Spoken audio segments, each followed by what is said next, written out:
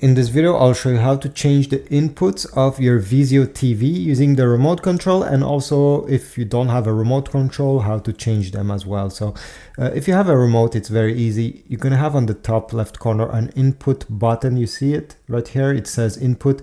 If you click on it like that, you're going to have all the inputs. And with this up and down button here, you will be able to select the exact one you want to use and press the enter here, and it will switch.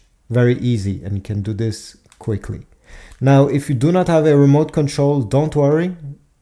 Let me show you how it's done using a button located under your Vizio TV. Okay, my Vizio TV has the button right over here on the left side, but maybe yours is in the middle or on the right side. So find the button that is under it. Then you simply need to tap on it once, so this menu appears. Every time you press on that button, simply single taps, it will switch between different options. And you see the one highlighted, it will be in orange. You simply need to select your source that you want, let's say HDMI 2, and release the button. Don't touch it anymore, and it will go over there in like 2 seconds. You see, HDMI 2. To switch again the source, same thing, press that button. If you want to go back home, simply go to Vizio Home and let it go, and here we go, we're back on the home menu.